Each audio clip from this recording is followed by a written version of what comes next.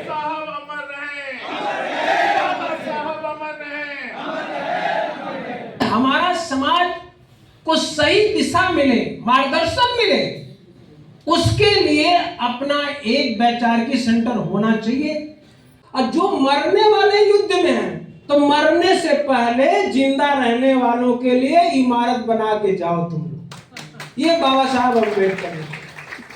हमारे एक युवा साथी, युवा पत्रकार और रिसर्च स्कॉलर शिव प्रसाद जी हैं। हम चाहेंगे कि कम शब्दों में अपनी बात को रखेंगे। बुद्धिजीवी वर्ग है, और बुद्धिजीवी वर्ग आज के दौर में हम सभी गौर करके देखें तो वो बुद्धिजीवी वर्ग केवल और केवल अपनी समाज की सोच को नई सर्वोपरि रखते हैं।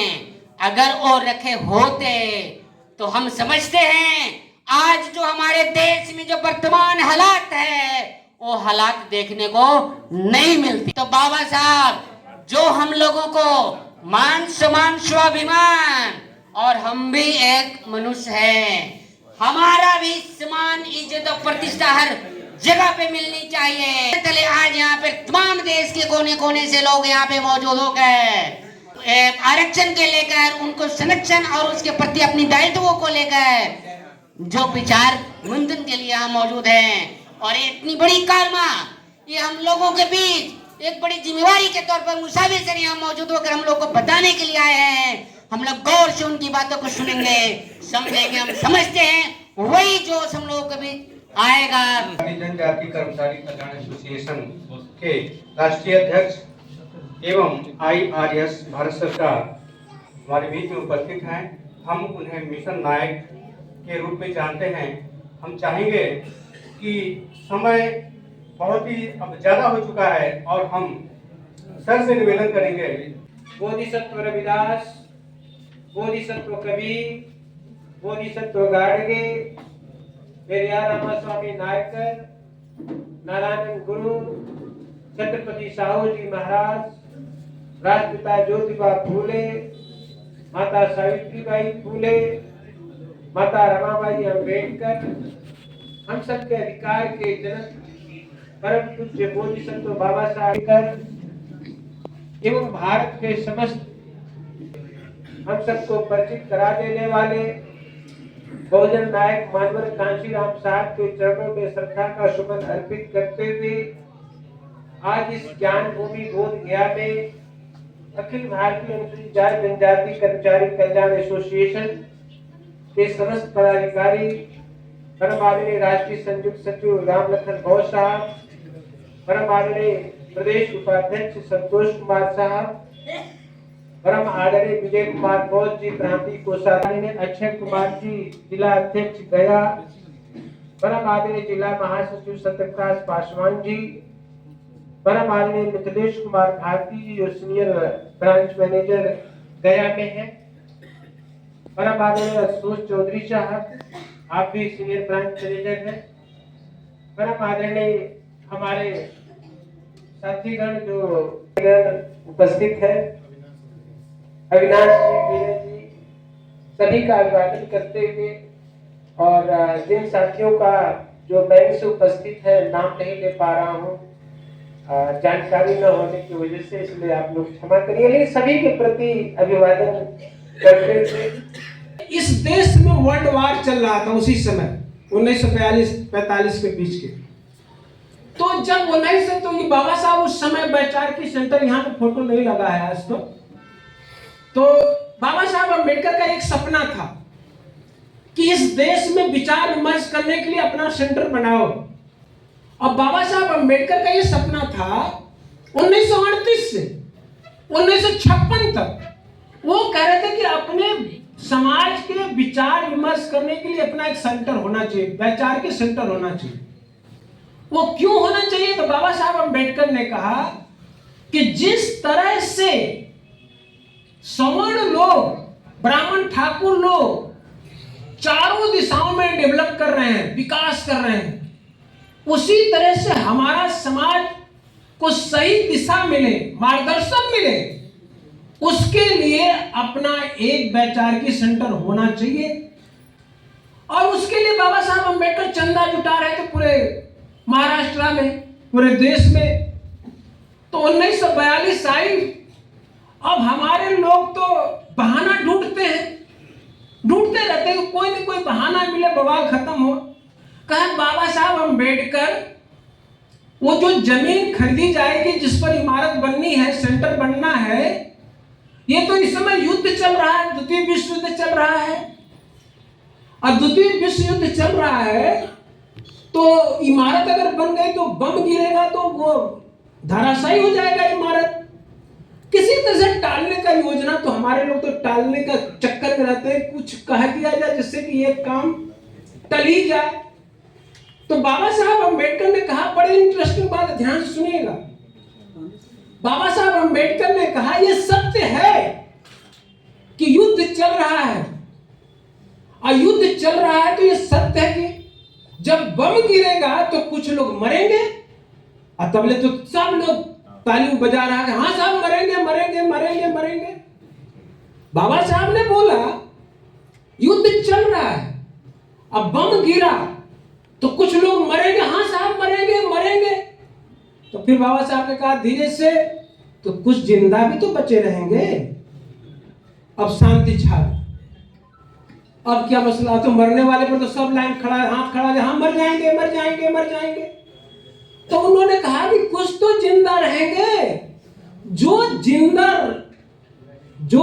रहेंगे, और जो मरने वाले युद्ध में हैं, तो मरने से पहले जिंदा रहने वालों के लिए इमारत बना के जाओ तुम लोग। ये बाबा साहब अम्बेडकर ने, इनको चाहिए कि जो जिंदा बचेंगे उनके लिए इमारत तो खड़ी करके ही जाए, क्योंकि इनके जीवन का तो कोई भरोसा नहीं।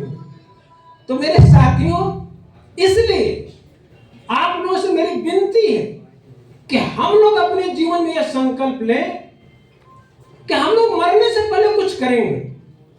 और ये दिमाग में बैठ गया, ये ठाकुर ब्राह्मण ऐसे सोचते, जिन्हें कहते हैं 15% आप पर हुक्मरान राजा बने हुए, वो ऐसे सोचते हैं हम मर जाएंगे भले चलेगा, लेकिन आने वाली पीढ़ी के लिए 10 बीघा खेत रखें, रोड पर दुकान रखें। न उन्हीं के पास गोली बंदूक है, उन्हीं के पास पिस्टल कट्टा है, आपके पास कुछ नहीं है। केवल उनके अंदर है कि आने वाली पीढ़ी हमारी सम्मान के साथ जिए।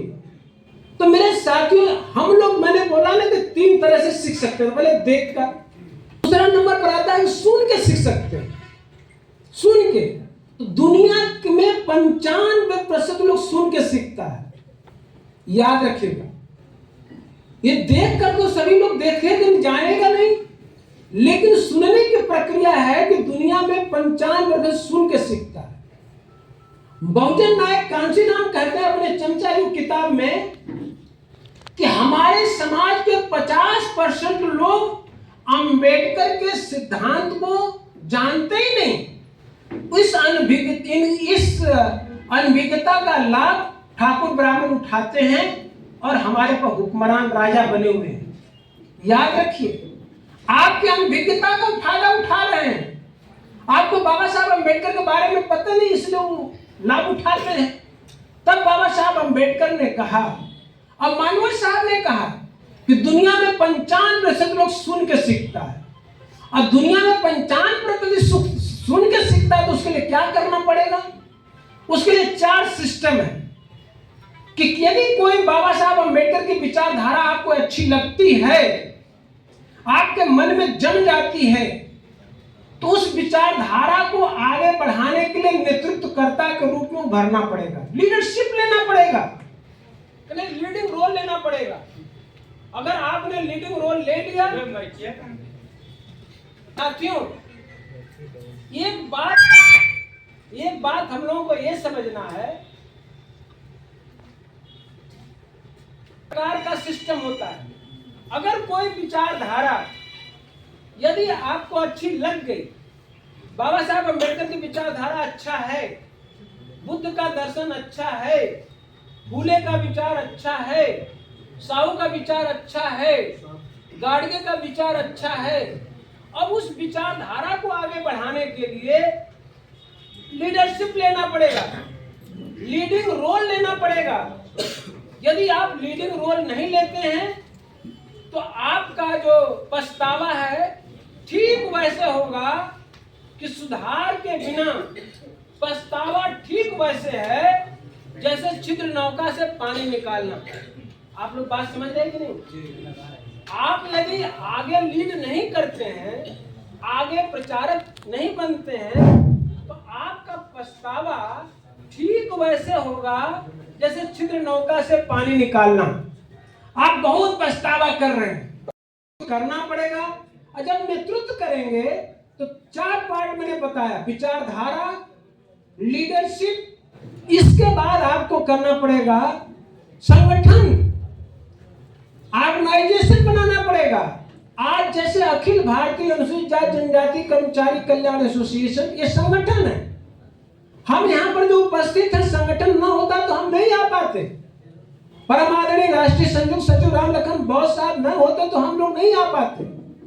परमादरणीय इस पूरे सेटअप के सिस्टम के विजय कुमार बौद्ध, संतोष कुमार जी, अक्षय कुमार जी, सत्यपाल पासवान जी, मिथिलेश भारती जी, कल से मिथिलेश भारती जी इधर सुबह से लेकर के 9 बजे से लेकर के शाम तक टेंट दम आके सब सारा व्यवस्था छुट्टी लेकर के पड़े हुए, शाम को गए, सुबह फिर हाजिर हो गए। जब मैं आया तो मैं देखा, इसका मतलब कि ऑर्गेनाइजेशन, आशुतोष चौधरी साहब लगे हुए। अभी मेरी आज सुबह वार्ता हुई, तमाम लोगों से बात करते हैं। तो मेरे साथियों, मैं सबका बारे में बोल रहा हूं कि आप लोग एक तो विचारधारा, फिर लीडरशिप, फिर संगठन। बहुजन बोधि समाज संघर्ष समिति बनी, संगठन बना, उसके बैनर तले 3 करोड़ रुपए का सेंटर बन रहा है। प्रशासनिक ब्लॉक तो इतना अच्छा बना है, इतना बढ़िया कि आप लोगों को मैं इनवाइट कर रहा हूं। आप सारनाथ वाराणसी आइएगा तो अपने सेंटर में रुकिएगा, इतना सुंदर है। होटल का जो 3 स्टार होता है ना, वैसे ही बना है।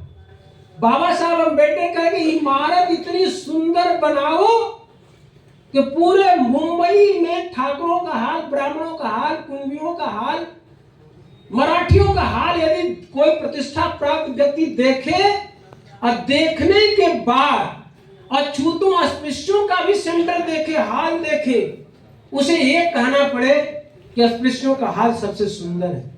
ये बाबा साहब अम्बेडकर का सपना था। उसी सपने के तहत सुंदर प्रचार की बन रहा है।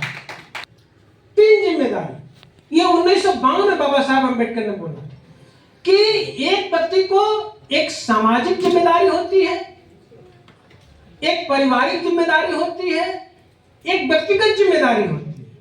लेकिन ये हमारा समाज क्या है ना, व्यक्तिगत जिम्मेदारी को पूरा करते करते बाकी बचा पारिवारिक जिम्मेदारी पूरा करते यही मर के लंबे। सामाजिक जिम्मेदारी तो उसके एजेंडे में नहीं है।